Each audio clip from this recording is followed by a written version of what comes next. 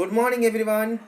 Myself, Dr. Shivaji Sarkar. Today, I am going to discuss about the topic on aromatic amine. और इस aromatic amine topic के अंदर आज जो मैं डिस्कस करने वाला हूँ वो है synthesis and synthetic use of aryl diazonium salt. और इस टॉपिक के ऊपर मैं डिस्कस करने से पहले मैं सभी स्टूडेंट्स एंड सभी व्यूअर्स के साथ मेरा ये वर्ड्स शेयर करना चाहता हूँ। जो स्टूडेंट्स ने आज जो व्यूअर ने अभी तक मेरा चैनल को सब्सक्राइब नहीं किया वो प्लीज़ मेरा चैनल को सब्सक्राइब कर दें। मेरा चैनल के अंदर जो भी वीडियोज़ है सभी को लाइक करें और लाइक बटन को क्लिक करें और उसके साथ ही साथ उसके मन के अंदर इस वीडियो जितने भी सारे वीडियो मेरे चैनल के अंदर है उस वीडियो को देखे समझे और उसके मन के अंदर जो भी केमिस्ट्री रिगार्डिंग डाउट एंड डर है वो डर को दूर करे और उसके बाद भी उसके मन के अंदर केमिस्ट्री रिगार्डिंग कोई क्वेश्चन है, टॉपिक रिगार्डिंग कोई क्वेश्चन है, वो मुझे डेफिनेटली क्वेश्चन पूछे और वो क्वेश्चन मुझे मेरा चैनल के कॉमेंट बॉक्स में पूछ सकते हैं, नहीं तो वो चाहे तो मुझे मेल भी कर सकते हैं। और इसके साथ ही साथ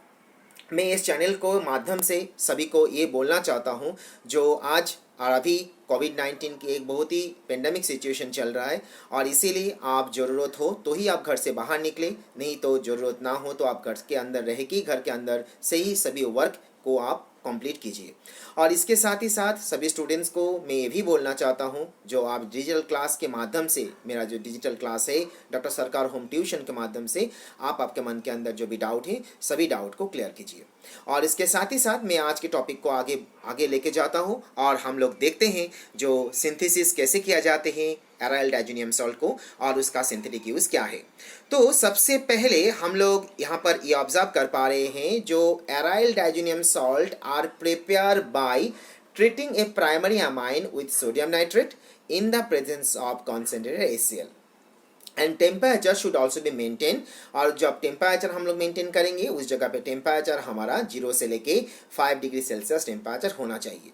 जब हम लोग इस प्रैक्टिकल को और एक्सपेरिमेंट को परफॉर्म करेंगे लैब के अंदर तो उस जगह पे हमें याद रखना है जो टेम्परेचर की जो रेंज है टेम्परेचर के रेंज 5 डिग्री सेल्सियस से ज़्यादा नहीं होना चाहिए, क्योंकि टेम्परेचर के रेंज 5 डिग्री सेल्सियस से ज़्यादा हुआ तो उस जगह पे हमारा जो प्रोडक्ट है वो प्रोडक्ट ऑब्टेन नहीं होंगे। और इसीलिए सभी स्टूडेंट्स को ये चीज़ याद रखना है जब भी हमें एराइल डाइज़ोनियम सॉल्ट को प्रिपेयर करना है in the presence of sodium nitrate and HCl we should maintain the temperature between 0 to 5 degree Celsius. अभी हम लोग देख लेते हैं जब हम लोग इसका रिएक्शंस करेंगे तो इसका रिएक्शंस कैसे होते हैं। तो इस जगह पे एक रिएक्शन स्कीम हम लोग देख पा रहे हैं जिस रिएक्शन स्कीम में हम लोग ये ऑब्जर्व कर पा रहे हैं जो एराइल एरोमेटिक अमाइन और एलिफेटिक अमाइन ये दोनों के लिए ये स्कीम एप्लीकेबल है और इसीलिए मैंने यहाँ पर RNH2 और ARNH2 लिखा। और उसके साथ ही साथ हम लोग ये भी देख पा रहे हैं जब हम लोग यहाँ पर एरोमेटिक अमाइन और यहाँ पर जब हम लोग एलिफेटिक अमाइन को रिएक्शंस करेंगे इन द प्रेजेंस ऑफ यहाँ पर HONO और इसके साथ ही साथ HCl तो उस जगह पे हमारा प्रोडक्ट क्या बन जाएंगे, उस जगह पे हमारा प्रोडक्ट यहाँ पर बन जाएंगे एराइल डाइज़ोनियम सॉल्ट। और उसके साथ ही साथ हम लोग ये भी अभी ऑब्जर्व कर लेंगे जब हम लोग इसको रिएक्शंस को ऑब्जर्व करेंगे और उसका मैकेनिज्म्स को देखेंगे तो मैकेनिज्म्स कैसे कंप्लीट होते हैं। मेरा ये एडवाइस सभी स्टूडेंट्स के लिए है जो आप ये चीज़ याद रखो जब आपको ये इसका रिएक्शंस पूछा जाए और रिएक्शंस हम लोगों ने अभी देखा और जब आपको मैकेनिज्म्स पूछा जाए तो उस जगह पे आप याद रखना जो आप जब एराइल डाइज़ोनियम सॉल्ट को प्रिपेयर करोगे उस कंडीशन में उसका जो मैकेनिज्म होंगे वो मैकेनिज्म यहाँ पर 2 स्टेप में कंप्लीट होंगे। तो सबसे पहले हम लोग स्टेप नंबर 1 को ऑब्जर्व कर लेते हैं जो यहाँ पर जैसे हम लोग देख पा रहे HONO जब यहाँ पर H3O आयन के साथ रिएक्शंस कर रहा है तो उस जगह पे क्या हो रहा है, उस जगह पे हम लोग देख पा रहे हैं जो यहाँ पर वाटर मॉलिक्यूल जो यहाँ पर चार्ज फॉर्म में है और इसमें जो NO आयन है ये NO आयन कहाँ से आया, ये NO आयन हम लोग ऑब्टेन किए HONO से, तो यहाँ पर हम लोग देख सकते हैं। और उसके साथ ही साथ वो जेनरेट कर रहा है वाटर मॉलिक्यूल को। अभी ये वाटर मॉलिक्यूल जेनरेट हो रहा है उसके बाद हम लोग यहाँ पर ऑब्जर्व कर पा रहे हैं जो यहाँ पर कितनी मोल ऑफ वाटर मॉलिक्यूल है, जैसे यहाँ पर देख पा रहे हैं 1 मोल ऑफ वाटर मॉलिक्यूल है और यहाँ पर हम लोग देख पा रहे हैं दूसरा वाटर मॉलिक्यूल है, तो टोटल कितनी मोल ऑफ वाटर जेनरेट होंगे, इसमें हम लोग देख पा रहे हैं जो 2 मोल ऑफ वाटर जेनरेट हो रहा है। अभी हम लोग देख लेते हैं जो सेकेंड स्टेप में हम लोग क्या देख पाएंगे। तो सेकेंड स्टेप में हम लोग देख पा रहे हैं जो यहाँ पर हम लोग एनिलीन देख रहे हैं और उस एनिलीन के साथ हम लोग यहाँ पर क्या कर रहे हैं, हम लोग यहाँ पर रिएक्शंस कर रहे हैं। और जब हम लोग यहाँ पर रिएक्शंस करेंगे एनिलीन के साथ तो उस जगह पे नाइट्रोनियम आयन का साथ हम लोग रिएक्शंस कर रहे हैं। तो यहाँ पर जब रिएक्शंस करेंगे तो उस जगह पे हम लोग देख पाते हैं जो प्रोडक्ट हमारा यहाँ पर जनरेट हो रहा है वो प्रोडक्ट हमारा क्या जनरेट हो रहा है, वो प्रोडक्ट हमारा यहाँ पर जनरेट हो रहा है एन फिनाइल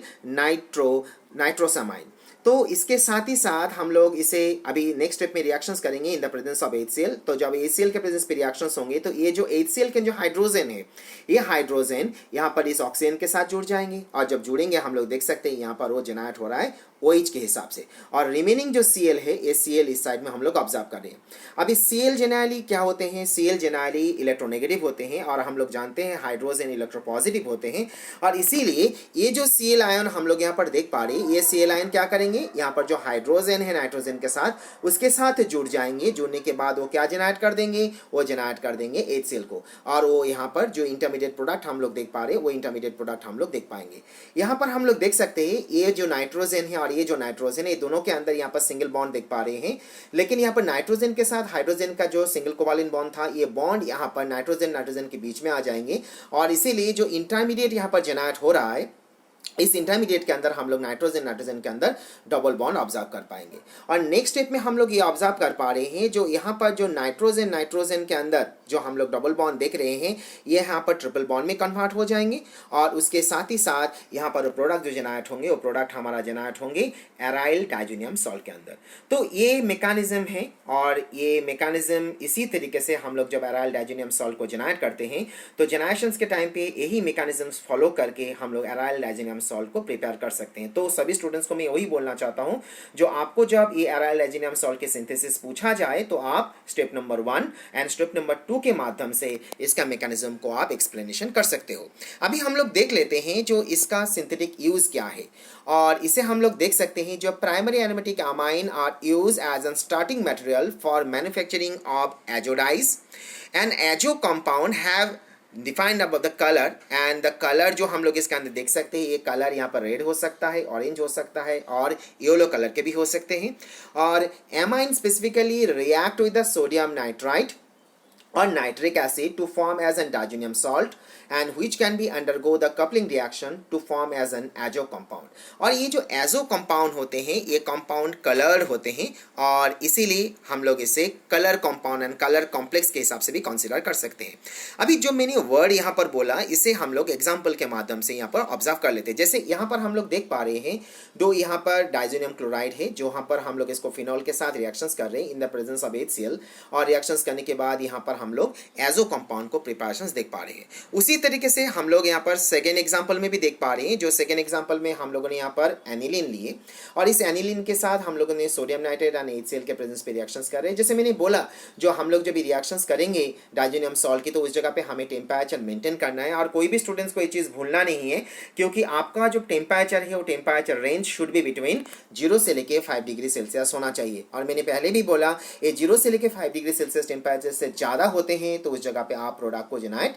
नहीं कर पाओगे। तो ये रिएक्शंस करने के बाद जो प्रोडक्ट हमारा जेनरेट हो रहा है, ये प्रोडक्ट हमारा जेनरेट हो रहा है बेंजीन डाइज़ोनियम क्लोराइड, और उसके साथ ही साथ ये जो सोडियम है,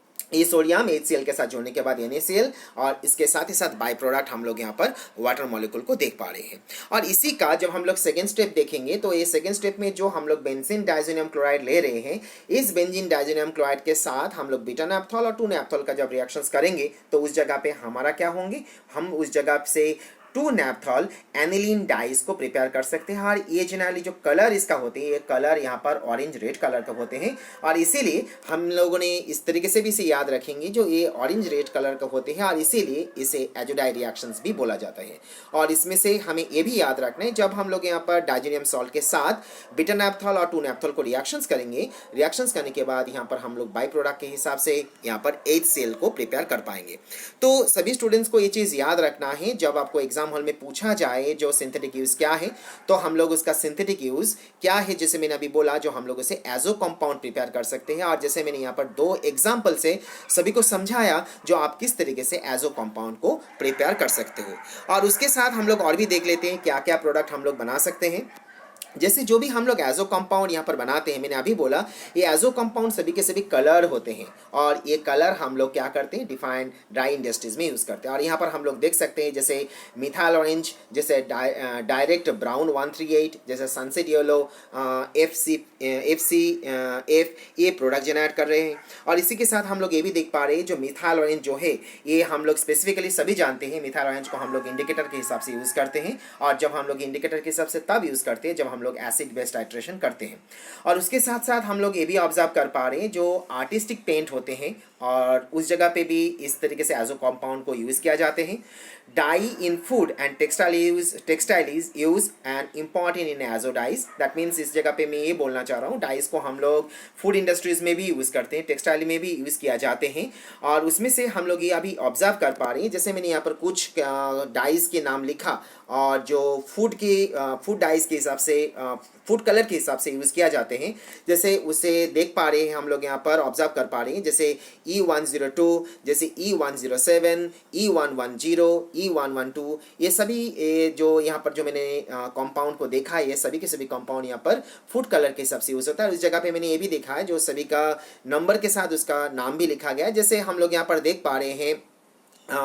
E129, इसे मार्केट में जब हम लोग परचेस करते हैं तो उस जगह पे इसे एल्यूरा रेड, और जैसे E151 को यहाँ पर मार्केट में जब परचेस करेंगे तो उस जगह पे उसे ब्रिलियंट ब्लैक के नाम से जाना जाए। तो इस जगह पे हम लोगों ने ऑब्जर्व कर लिए जो हम लोग यहाँ पर डाइस को कैसे करके हम लोग डिफाइंड इंडस्ट्रीज में और डिफाइंड जगह पे इसे कैसे प्रिपेयर कर सकते हैं और कैसे उसे हम लोग एप्लीकेबल करते हैं। तो मैं फिर से यही बोलना चाहता हूँ, जो हम लोगों ने पहले देख लिया जैसे हम लोग एजो कंपाउंड को कैसे प्रिपेयर करते हैं, और उसी तरीके से हम लोगों ने अभी देखा जो एजो कंपाउंड को हम लोगों ने कैसे करके हम लोग डिफाइंड जगह पे, जैसे हम लोगों ने आर्टिस्टिक पेंट में यूज़ किए, जैसे हम लोगों ने यहाँ पर फूड इंडस्ट्रीज में यूज़ किए, टेक्सटाइल इंडस्ट्रीज में यूज़ किए, हम लोगों ने हमारा लैब में जब टाइट्रेशंस करते हैं, मैंने अभी बोला एसिड बेस टाइट्रेशन में यूज़ करते हैं, और उस जगह पे मैंने कुछ एग्जाम्पल से भी समझाया जो हम लोग डाइस को मार्केट में जब हम लोग परचेस करेंगे फूड डाइस को, तो वो कौन से नाम से मार्केट में अवेलेबल है और उसको कौन से सिंबल में मार्केट में सेल किया जाते हैं। और उसके साथ ही साथ मैं सभी के साथ ये भी बोलना चाहता हूँ एजोडाई कंपाउंड को,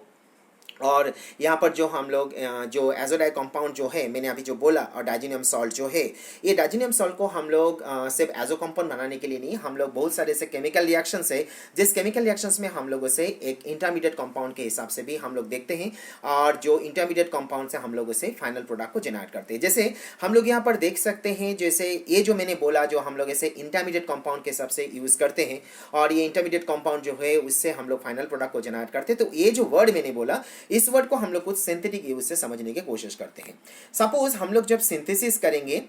जैसे हम लोग सिंथेसिस करेंगे मेटाब्रोमोफेनॉल, जैसे हम लोग देख पा रहे हैं, if you want to prepare और synthesize the metabromophenol from benzene, तो उस जगह पे हम लोग देख पाएंगे जैसे किस तरीके से हम लोग डाइजीनियम सॉल्ट को यूज करेंगे यहाँ पर एज एन इंटरमीडिएट प्रोडक्ट के हिसाब से। तो इसे हम लोग समझते हैं, जैसे हम लोग पहले जगह पे देख पा रहे हैं यहाँ पर बेंजीन है, जिसे हम लोग ने नाइट्रेशन रिएक्शंस किए, और नाइट्रेशन रिएक्शंस करने के बाद हम लोग जानते हैं नाइट्रोनियम आयन जनरेट होते हैं। यहाँ पर हम लोग नाइट्रोनियम आयन देख पा रहे हैं, और उसी के साथ ही साथ हम लोग जानते हैं जब नाइट्रोनियम आयन यहाँ पर जुड़ जाते हैं तो उस जगह पे हम लोग प्रोडक्ट को नाइट्रोबेंजीन बोलते हैं। और यही नाइट्रोबेंजीन को जो ब्रोमिनेशन किया जा रहा है तो उस जगह पे प्रोडक्ट जो हमारा जनरेट हो रहा है, वो प्रोडक्ट हमारा जनरेट हो रहा है मेटाब्रोमो नाइट्रोबेंजीन, और उसको जब हम लोग HCl के साथ NaCN के प्रेजेंस पे रिएक्शंस करेंगे तो यहाँ पर वो जनरेट हो जाएंगे मेटाब्रोमो एनिलीन। और मैंने अभी बोला जब ये प्रोडक्ट जो हमारा जनरेट होंगे, इस प्रोडक्ट को जब हम लोग सोडियम नाइट्रेट और HCl के साथ रिएक्शंस करेंगे तो उस कंडीशन में हम लोग जब टेम्परेचर रेंज को यहाँ पर 273 से लेकर 278 केल्विन, भूलना नहीं है हमें, यहाँ पर 273 से लेकर 278 केल्विन टेम्परेचर जब मेंटेन करेंगे तो उस जगह पे हमारा डाइजीनियम सॉल्ट जनरेट हो जाएंगे जो हम लोग यहाँ पर देख पा रहे हैं। और मैंने अभी बोला ये इंटरमीडिएट प्रोडक्ट के हिसाब से जनरेट हो रहा है, और इस इंटरमीडिएट प्रोडक्ट को हम लोग यूज करते हैं जब हम लोग प्रोडक्ट को जनरेट करते हैं एज एन मेटाब्रोमोफेनॉल। दैट मीन्स हम लोग यहाँ पर बोल सकते हैं मेटाब्रोमोफेनॉल को मुझे प्रिपेयर करना है, हमें प्रिपेयर करना है, तो उस जगह पे प्रोडक्ट को हम लोग जनरेट कर सकते हैं डाइजीनियम सॉल्ट से। और इस डाइजीनियम सॉल्ट को जब हम लोग यहाँ पर डाइल्यूट सल्फ्यूरिक एसिड के साथ रिएक्शंस करेंगे इन द प्रेजेंस ऑफ हीट, तो हमारा प्रोडक्ट जो है यहाँ पर मेटाब्रोमोफेनॉल, वो हमारा प्रोडक्ट जनरेट हो जाएंगे। तो इससे हम लोग ये बोल सकते हैं जो डाइजीनियम सॉल्ट, एराइल डाइजीनियम सॉल्ट जो है, उसे हम लोग यहाँ पर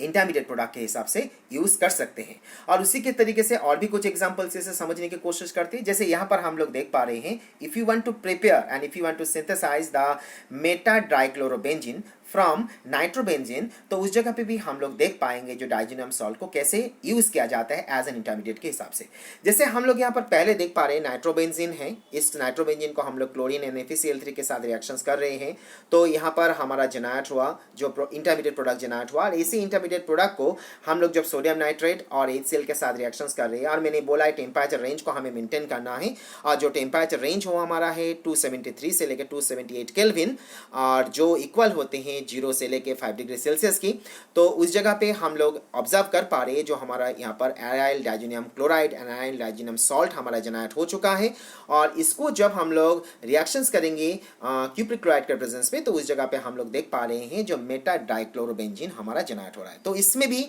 हम लोग यही ऑब्जर्व कर पा रहे हैं जो डाइजेनियम सॉल्ट को एज एन इंटरमीडिएट के हिसाब से यूज करके हम लोग यहाँ पर फाइनल प्रोडक्ट को जनरेट कर सकते हैं। उसी तरीके से हम लोग और एक एग्जांपल से भी इसे समझने की कोशिश करते हैं। जैसे हम लोग जब प्रिपेयर करना चाहते हैं 1,2,3 tri iodobenzene from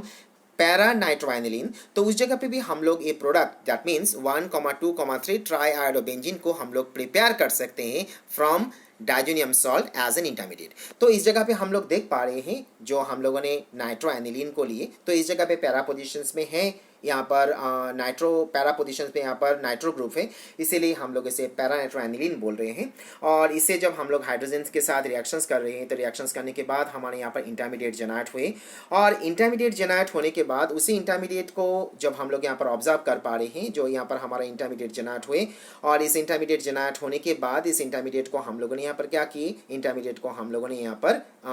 sodium nitrate और HCl के साथ रिएक्शंस किए, जैसे मैंने पहले भी बोला, और उसको हम लोगों ने हीट किए 273 से लेकर 278 केल्विन। तो उस जगह पे हमारा डाइजेनियम सॉल्ट जनरेट हो चुका है, और इस डाइजेनियम सॉल्ट को जब हम लोगों ने यहाँ पर H2PO2 के प्रेजेंस पे रिएक्शंस कर रहे हैं, और तो उस जगह पे हमारा जो प्रोडक्ट है वो प्रोडक्ट यहाँ पर जनरेट हो रहा है इन द फॉर्म ऑफ 1,2,3 ट्राइआयोडोबेंजीन। तो ये जो रिएक्शंस हम लोगों ने देखा और समझा,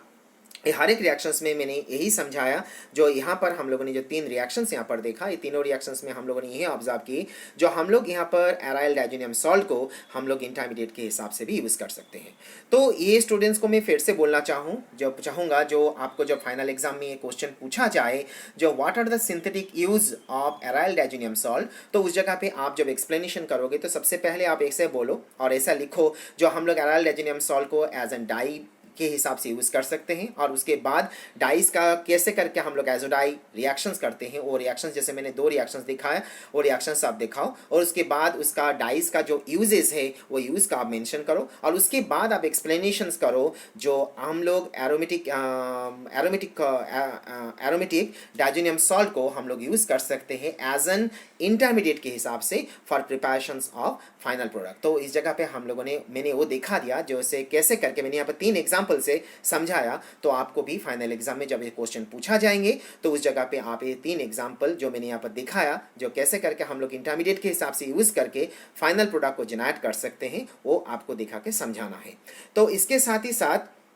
मैं ये टॉपिक क्लोज कर रहा हूँ, और उसके साथ ही साथ मैं आपको सभी स्टूडेंट्स को ये बोलना चाहता हूँ जो इसके बाद जो टॉपिक के ऊपर मैं डिस्कस करने वाला हूँ वो है एरोमेटिक एसिड, और उसको हम लोग नेक्स्ट वीडियो में और नेक्स्ट लेक्चर में देखेंगे और समझेंगे। और इसके साथ मैं सभी स्टूडेंट्स को थैंक्स बोलना चाहता हूँ क्योंकि आप मुझे नंबर ऑफ सपोर्ट कर रहे हो, मुझे कमेंट कर रहे हो, और इसीलिए सभी स्टूडेंट्स को एंड सभी व्यूअर्स को मेरे तरफ से नंबर ऑफ थैंक्स। मैं आप मुझे इतने सपोर्ट कर रहे हो इसीलिए मैं आपके पास आभारी हूँ, थैंकफुल हूँ, और इसीलिए मैं यही बोलना चाहता हूँ very very thanks to each and every students and each and every viewers to observe me, to observe my video, to watch my video and to subscribe my video and comment my video. Thank you again.